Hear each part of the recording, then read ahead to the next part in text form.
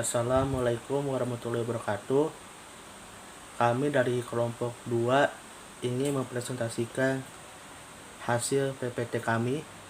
Perkenalkan, nama saya Muhammad Rafli. NIM saya 17101047 dan saya di sini akan menjelaskan definisi SPT atau surat pemberitahuan. Saya akan menjelaskan tentang definisi SPT atau surat pemberitahuan, yaitu surat wajib pajak atau WP yang digunakan untuk melaporkan perhitungan atau pembayaran pajak, objek pajak dan bukan objek pajak, atau harta dan kewajiban menurut ketentuan Undang-Undang Perpajakan. Assalamualaikum warahmatullahi wabarakatuh. Nama saya Wasis Hidayat. Di sini saya ingin menjelaskan fungsi SPT. Fungsi SPT ada 3. Yang pertama, fungsinya adalah wajib pajak PPH sebagai sarana WP untuk melaporkan dan mempertanggungjawabkan perhitungan jumlah pajak yang sebenarnya terhutang dan untuk melaporkan tentang yang pertama, pembayaran atau pelunasan pajak yang telah dilaksanakan sendiri atau melalui pemotongan atau pemungutan pihak lain dalam 1 tahun pajak atau bagian tahun pajak. Yang kedua, penghasilan yang merupakan objek pajak dan atau bukan objek pajak, harta dan kewajiban. Yang ketiga, pemotongan atau pemungutan pajak orang atau badan lain dalam satu masa pajak.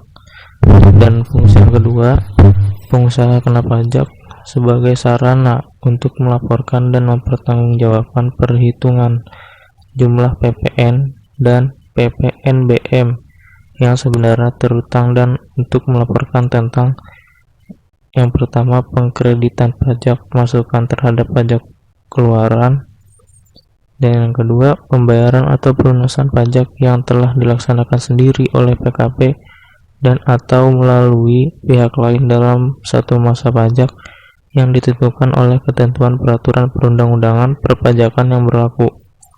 Dan fungsi yang ketiga, pemungut pajak sebagai sarana untuk melaporkan dan mempertanggungjawabkan pajak yang dipotong atau dipungut dan disetorkan. Terima kasih. Assalamualaikum warahmatullahi wabarakatuh. Saya Dian Pitaloka dari Prodi Akuntansi 2019 ingin menjelaskan 2 macam SPT atau surat pemberitahuan. Yang pertama itu ada SPT masa yang artinya surat pemberitahuan untuk suatu masa pajak. Di Indonesia terdapat 10 jenis SPT masa yang dinamakan berdasarkan nomor pasal, yang diantaranya ada PPh pasal 21 ayat 26, PPh pasal 22, PPh pasal 23 ayat 26, PPh pasal 25, PPh pasal 4 ayat 2, PPh pasal 15, PPN atau pajak pertambahan nilai, PPN bagi pemungut, dan PPN bagi pengusaha kena pajak pedagang eceran yang menggunakan nilai lain sebagai dasar pengenaan pajak. Yang terakhir ada pajak penjualan atas barang mewah. Yang kedua ada SPT tahunan yang artinya surat pemberitahuan untuk suatu tahun pajak atau bagian tahun pajak. Assalamualaikum warahmatullahi wabarakatuh. Balik lagi dengan Rafli. Di sini saya akan menjelaskan tentang surat berikutnya, yaitu ketentuan pengisian SPT. Di sini SPT itu wajib diisi secara benar, lengkap, jelas dan harus ditandatangani. Dan di sini juga dalam hal SPT diisi atau ditandatangani oleh orang lain, bukan oleh WP itu tersendiri, dan harus dilampiri surat kuasa khusus untuk wajib pajak badan, dan SPT harus ditandatangani oleh pengurus atau seorang direksi.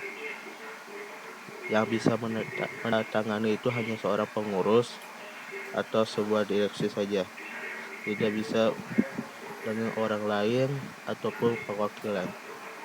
Ya, kita bakal ke slide berikut ya. Sanksi tidak atau terlambat menyampaikan SPT. SPT yang tidak disampaikan atau tidak sesuai dengan batas waktu yang ditentukan dikenakan sanksi. Admin berubah denda. Di sini ada beberapa pilihan. Yang pertama itu ada SPT tahunan PPH orang pribadi, yaitu dendanya sebesar 100.000. Yang kedua itu ada SPT SPT tahunan PPh sebuah badan, dendanya itu agak besar 1 juta.